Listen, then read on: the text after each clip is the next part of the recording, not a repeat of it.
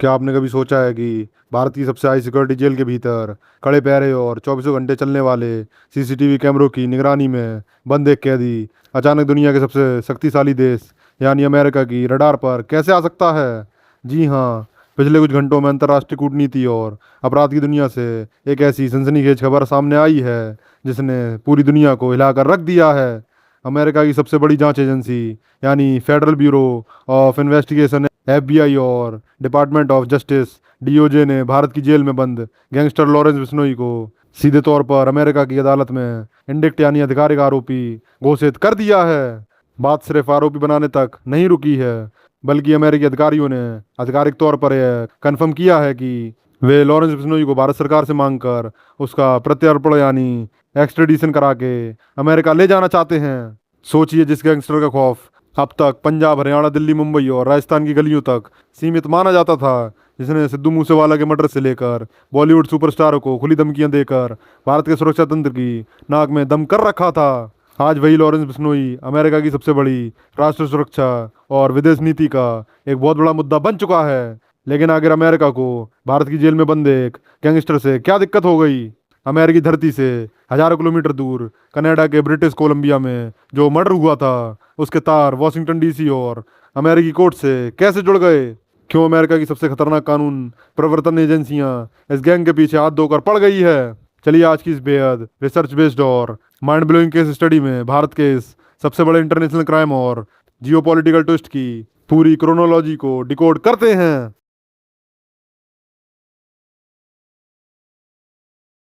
इस पूरे खेल को समझने के लिए हमें सबसे पहले अमेरिका, कनाडा और यूरोप की पुलिस द्वारा मिलकर चलाए गए एक बेहद सीक्रेट और ऐतिहासिक मिशन को समझना होगा, जिसका नाम रखा गया था ऑपरेशन हार्ड बॉल। पिछले 2 सालों से अमेरिकी एजेंसी इस बात की गहराई से तफ्तीश कर रही थी कि कैसे भारत की जेलों में बंद अपराधी न सिर्फ भारत के भीतर बल्कि 7 समंदर पार अमेरिका, कनाडा, ऑस्ट्रेलिया, न्यूजीलैंड और यूरोप के देशों में अपना एक बहुत बड़ा और अचूक सिंडिकेट चला रहे हैं।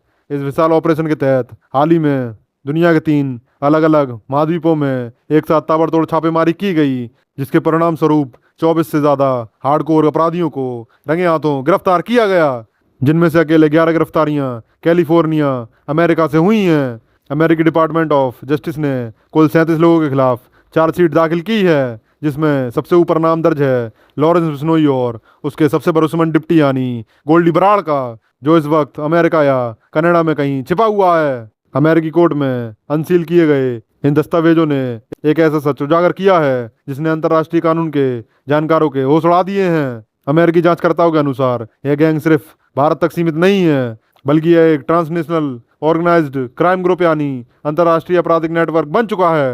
यह सिंडिकेट विदेशों में रहने वाले अमीर भारतीयों और पंजाबी परिवारों, व्यापारियों और बिजनेसमैनों की एक लिस्ट तैयार करता है। इसके बाद भारत की जेल में बंद बैठे बैठे इन परिवारों को धमकाया जाता है और उनसे लाखों डॉलर की रंगदारी यानी एक्सटॉर्शन मनी वसूली जाती है। अमेरिका ने अदालत में सीधे तौर पर सबूत पेश किए हैं कि कैसे इस गैंग ने अमेरिका में बसे भारतीय परिवारों से 4 लाख डॉलर से ज्यादा की रंगदारी वसूली है। इतना ही नहीं, यह गैंग कैलिफोर्निया में दूसरे ड्रग्स सिंडिकेट से भारी मात्रा में ड्रग्स और नशीले पदार्थ चोरी करता था और ने पूरे अमेरिका और कनाडा के बाजारों में सप्लायर्स के जरिए बेचकर करोड़ों डॉलर का मुनाफा कमा रहा था। अमेरिकी सरकार का सबसे बड़ा और चौंकाने वाला दावा यह है कि लॉरेंस बिश्नोई भारतीय जेलों की सुरक्षा व्यवस्था को पूरी तरह से ठेंगा दिखाकर मोबाइल फोन और इंटरनेट के जरिए विदेशों में बैठे अपने शूटरों और गोल्डी बराड़ जैसे गुर्गों को सीधे मर्डर और वसूली के आदेश दे रहा है।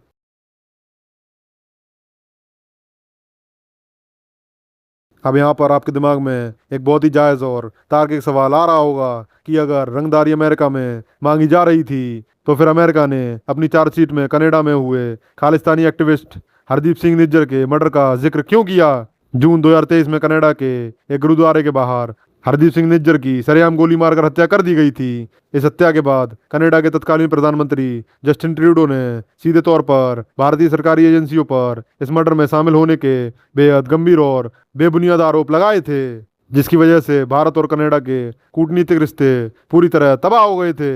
लेकिन अब अमेरिका ने अपनी आधिकारिक जांच रिपोर्ट में इस पूरी थ्योरी को एक नया और बेहद चौंकाने वाला मोड़ दे दिया है।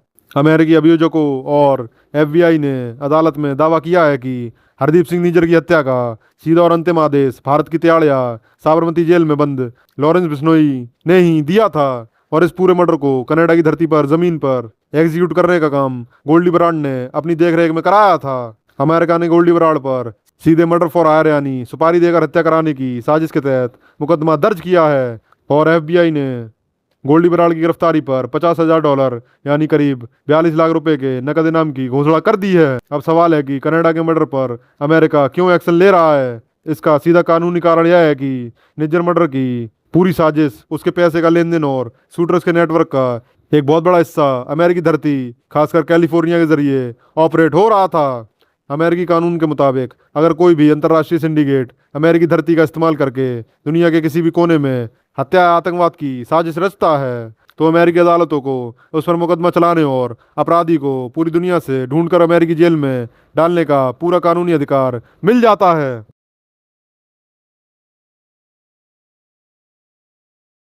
अब इस पूरी केस स्टडी का सबसे दिलचस्प और कानूनी पेज से भरा हिस्सा आता है। क्या सच में अमेरिका की एफबीआई भारत आएगी और लॉरेंस बिश्नोई को हथकड़ी लगाकर सीधे वॉशिंगटन डीसी की अदालत या अमेरिका की बेहद खतरनाक और बदनाम सुपरमैक्स जेल में ले जाएगी?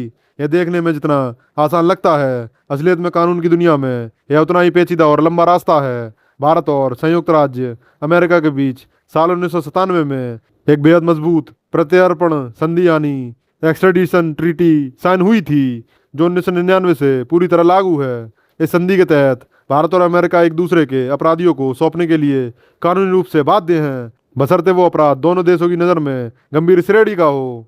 हत्या, ड्रग ट्रैफिकिंग और अंतर्राष्ट्रीय जबरन वसूली जैसे अपराध इस ट्रीटी के तहत आसानी से क्वालिफाई करते हैं। लेकिन इस ट्रीटी के भीतर एक ऐसा क्लोज है जो लॉरेंस बिश्नोई के अमेरिका जाने के रास्ते में एक बहुत बड़ा स्पीड ब्रेकर बन सकता है। इसे कहते हैं संधि की धारा 31। इस कानून के मुताबिक अगर कोई आरोपी पहले से ही अपने घरेलू देश में किसी गंभीर मुकदमे का सामना कर रहा है या जेल की सजा काट रहा है तो उस देश की सरकार को यह पूरा कानूनी अधिकार है कि वह विदेशी सरकार के प्रत्यार्पण अनुरोध को तब तक के लिए टाल दे या पोस्टपोन कर दे जब तक कि उसके अपने देश के सारे मुकदमे और सजाएं पूरी नहीं हो जाती। लॉरेंस बिश्नोई इस वक्त भारत में सिद्धू मूसेवाला मर्डर केस सहित दर्जनों मकोका और हत्या के गंभीर मुकदमों का सामना कर रहा है। ऐसी स्थिति में भारत सरकार कानूनी तौर पर अमेरिका से कह सकती है कि पहले भारत की अदालतों का इंसाफ पूरा होगा, उसके बाद ही लॉरेंस बिश्नोई को अमेरिकी अदालतों के हवाले किया जाएगा। हालांकि इसका एक दूसरा पहलू भी है। भारत सरकार चाहे तो कानून के दायरे में रहकर अस्थायी आत्मसमर्पण यानी टेम्पररी सरेंडर का विकल्प चुन सकती है, जिसके तहत बिश्नोई को कुछ समय के लिए अमेरिकी अदालत में ट्रायल का सामना करने के लिए भेजा जा सकता है और ट्रायल पूरा होते ही उसे वापस भारतीय जेल में शिफ्ट कर दिया जाएगा।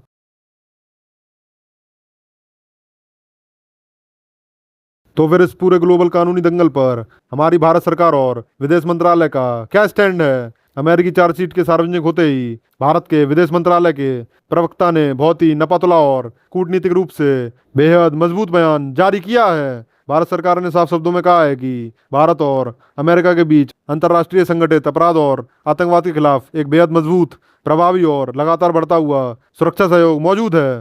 भारत किसी भी अंतर्राष्ट्रीय क्राइम सिंडिकेट को खत्म करने के लिए अमेरिका के साथ पूरी तरह से सहयोग करने के लिए प्रतिबद्ध है। लेकिन जब बात प्रत्यार्पण की आई तो भारत ने बहुत ही समझदारी से कहा कि यह पूरी तरह से कानूनी और न्यायिक प्रक्रिया का मामला है, जिसे स्थापित अंतर्राष्ट्रीय संधियों और हमारे घरेलू कानूनों के दायरे में रहकर ही तय किया जाएगा।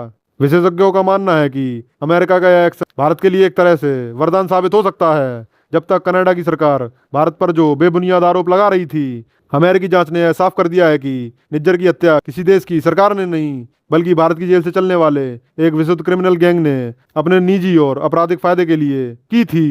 यह भारत की क्लीन इमेज को ग्लोबल स्टेज पर और मजबूत करता है।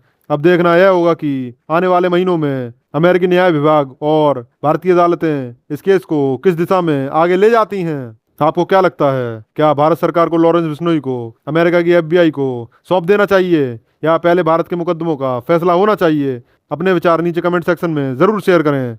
अगर आपको यह निष्पक्ष और बेहद गहरी इंटरनेशनल केस स्टडी पसंद आई हो तो वीडियो को लाइक करें, चैनल को सब्सक्राइब करें और इसे अपने दोस्तों के साथ ज़रूर शेयर करें।